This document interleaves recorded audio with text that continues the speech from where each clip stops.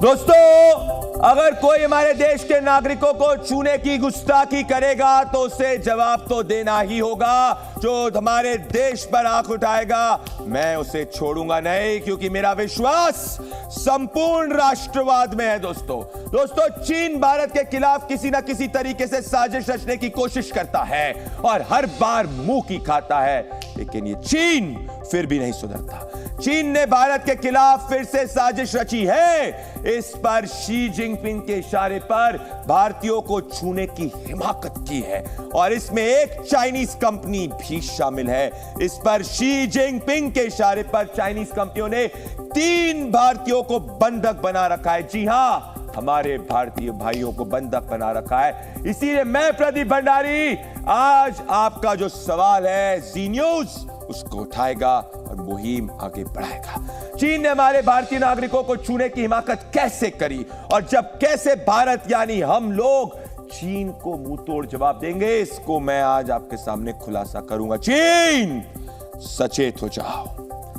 दरअसल चीन की एक कंपनी है जो म्यांमार में काम करती है दोस्तों, और उसने अपनी कंपनी में नौकरी का झांसा देकर 3 भारतीय युवकों को बुलाया। अब वहां पर उसको टॉर्चर कर रही है, उनसे गलत काम करवा रही है। जो आप इस वक्त देख रहे हैं, घंटों तक काम करवा रही है। काम न करने पर बिजली के झटके दे रही है। पिछले 15 दिनों में 3 भारतीय म्यांमार में बंधक बने हुए हैं दोस्तों।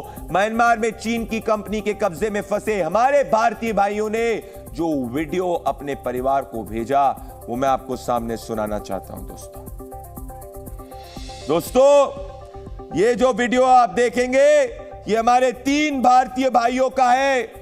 ये भारतीय भाइयों को चीनी कंपनी टॉर्चर कर रही है। ये भारतीय भाइयों को चीनी कंपनी बिजली के शॉक दे रही है। सुनिए।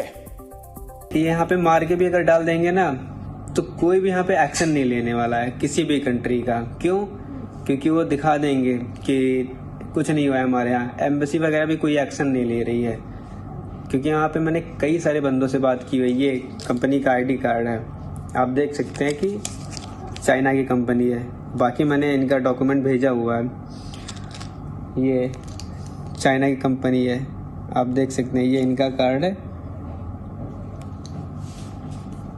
कब क्या हो जाए यहाँ पे कुछ भी भरोसा नहीं है। तो मेरा यही है कि आप जितना जल्दी पॉसिबल हो सके आप एक्शन लीजिए, वरना कब क्या हो जाएगा इस बात का भरोसा तो बिल्कुल भी नहीं है। और जैसा कि सागर को जिस तरीके से टॉर्चर किया जा रहा है, मुझे लग रहा है कि अगर मेरे साथ हो तो मेरा ऑपरेशन तो हो रखा है ऑलरेडी। वो आप लोग को पता ही होगा सबको, क्योंकि मैं इससे पहले आ चुका हूँ ऑपरेशन वगैरह के लिए। तो मुझे नहीं लग रहा है कि मैं इतना सर्वाइव कर पाऊंगा और वो फिर चीजें नहीं रहेंगी। दोस्तों, जिस शख्स को आपने सुना उसका नाम राहुल है। वो लखनऊ का रहने वाला है। जिस कमरे में उसे बंधक बनाया गया वहां से उसने अपने परिवार वालों को व्हाट्सएप पर वीडियो भेजा।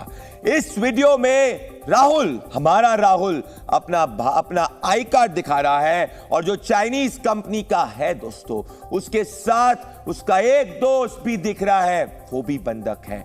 आपको मैं पूरा मामला समझाऊंगा और ये भारतीय कौन है, कहां के रहने वाले हैं, कैसे म्यांमार पहुंचे, ये मैं आपको समझाता हूं दोस्तों। अगर आप देखेंगे यहां पे किस तरीके से इन तीनों का नाम, राहुल गौतम लखनऊ के रहने वाले, सागर चौहान लखनऊ के रहने वाले, अजय कुमार बाराबंकी के रहने वाले हैं। ये हमारी मुहिम है दोस्तों, जिस मुहिम को हम आगे बढ़ाएंगे और हम इसमें कामयाब होके ही रहेंगे दोस्तों। ये हमारी जी न्यूज की मुहिम है।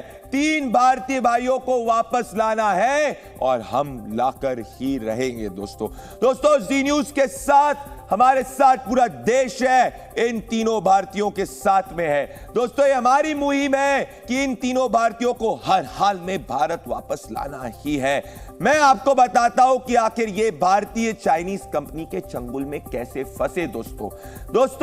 पहले तीनों भारतीयों को तीनों भारतीयों को दोस्तों नौकरी का झांसा देकर म्यांमार बुलाया गया था।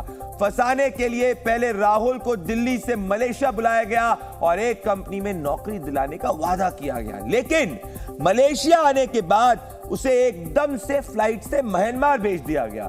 राहुल कह रहा है कि म्यांमार में उन्हें चाइनीज कंपनी को बेच दिया गया। म्यांमार बुलाने का एक और रूट था दोस्तों, वो था बैंकॉक वाला। राहुल के दो दोस्त अजय और सागर उसी रूट से म्यांमार के झांसे में आए और वहां पे इसी चीनी कंपनी के झांसे में फंसे।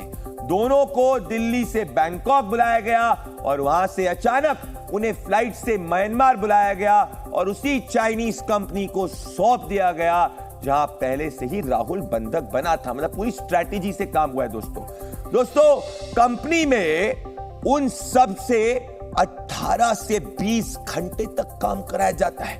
काम में ढिलाई थोड़ी सी भी पड़े टॉर्चर किया जाता है, इलेक्ट्रिक शॉक दिया जा रहा है, रात भर जगाकर काम करने के लिए पानी का एक स्प्रे तक नहीं दिया जा रहा है दोस्तों। मतलब निर्दयता की सीमा इस चीन की कंपनी ने पार कर दी है। राहुल ने अपने वीडियो में खुलासा किया है दोस्तों, उसने अपने दोस्तों के टॉर्चर किया जा रहा है, वो लापता है जिनको टॉर्चर किया जा रहा है उनके बारे में किसी को नहीं पता, ऐसा राहुल कह रहा है। मैं भारत का रहने वाला हूँ, बाराबंकी ज़िले से बिलोंग करता हूँ। मैं और मेरे दो दोस्त कुछ समय पहले निकले थे जॉब के लिए मलेशिया। तो मलेशिया निकलने के लिए हम लोग लखनऊ से हैदराबाद निकले, फिर हैदराबाद से दिल्ली पहुँचे, फिर दिल्ली से मेरा एक दोस्त म्यांमार के रास्ते से आया और हम दो दोस्त बैंकॉक के रास्ते से आए। आगे आने के बाद में हम लोग को पता चला कि हम लोग की गाड़ी हम लोग को हमारी कंपनी ना ले जाके कहीं दूसरी जगह लेके आ गई। जहाँ जाने के बाद में हम लोग को ये पता चला कि हम लोग की कंपनी के डीलर ने हम लोग को दूसरी कंपनी में सेल कर दिया पैसे वैसे लेके।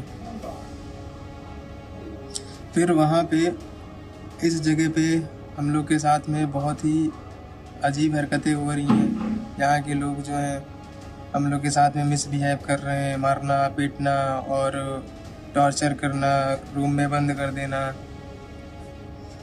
अंधेरे कमरे में बंद कर देना, चेहरे पे पानी का फव्वारा रात भर चलते रहना। तो ये सारी चीज़ें यहाँ पे चल रही हैं। बाकी बहुत ज़्यादा ही प्रॉब्लम्स हम लोग को फेस करनी पड़ रही हैं।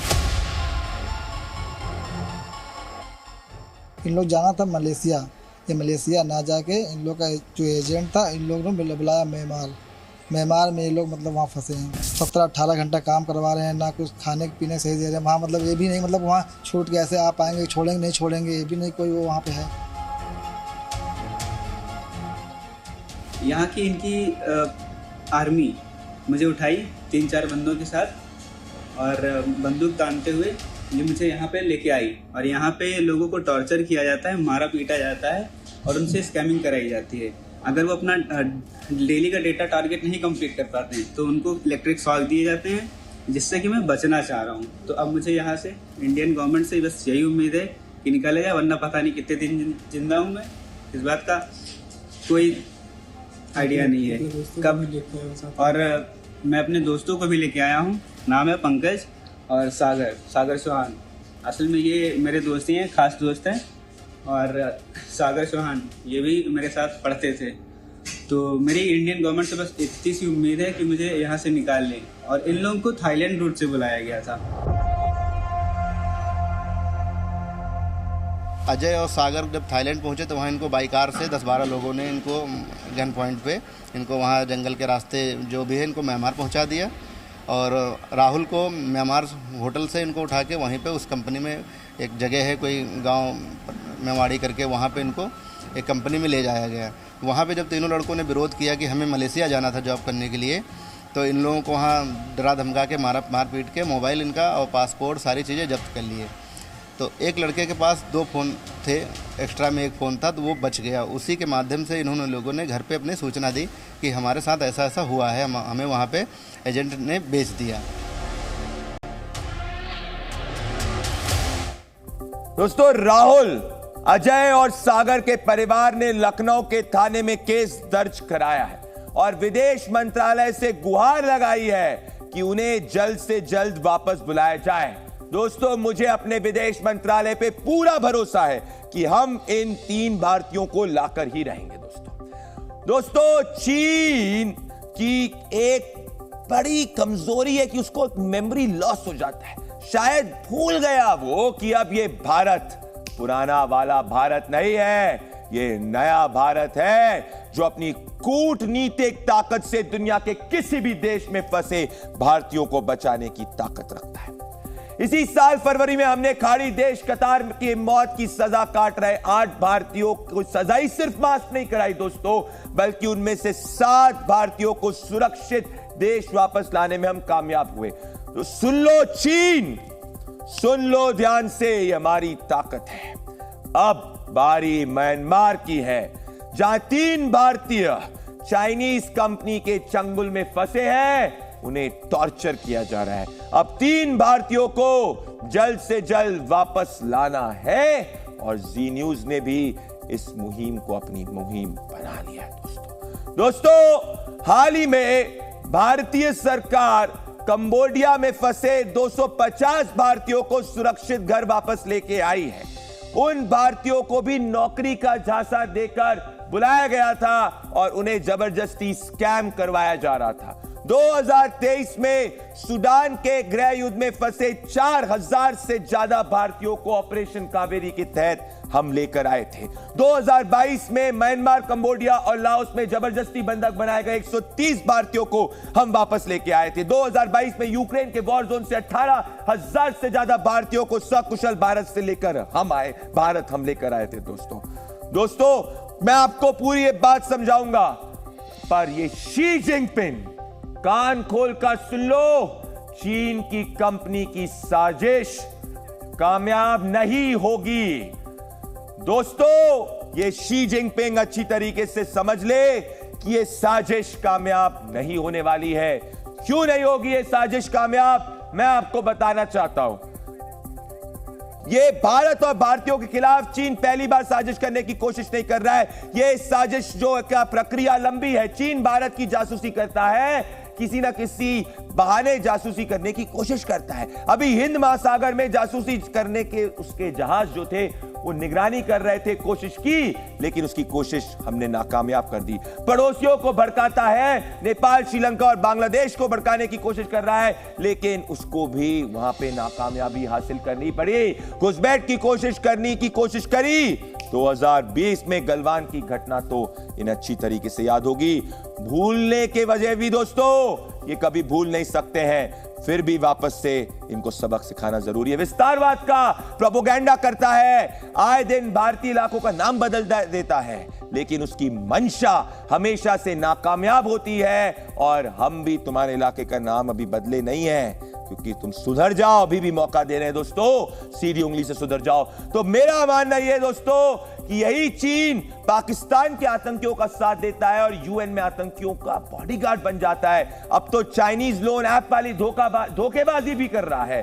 तुम्हारी इतने ऐप बंद करने के बाद भी तुम नहीं समझे हो, अभी तक नहीं समझे हो दोस्तों मेरा मानना स्पष्ट है, चीन को ध्यान से सुन लेना चाहिए और चीन ध्यान से सुन लो, तुम्हारी हर साजिश अब नाकामयाब हो चुकी है। गलवान में मुंह तोड़ जवाब तुमको दिया गया, मुंह की खाई, आतंकवाद पर मुंह की खाई। अब चाइनीज कंपनी के जरिए जिन भारतीयों को बंधक बना रखा है उन्हें 24 घंटे में रिहा करो और सुरक्षित हिंदुस्तान भेजो, वरना यह नया भारत है अपने तरीके से तुमको और तुम्हारी कंपनियों को सबक सिखाना जानता है। जैसे कतर में भारतीयों को बचाकर लेके आए, वैसे ही हम म्यांमार से भी हमारे 3 भारतीयों को वापस लेके आएंगे दोस्तों।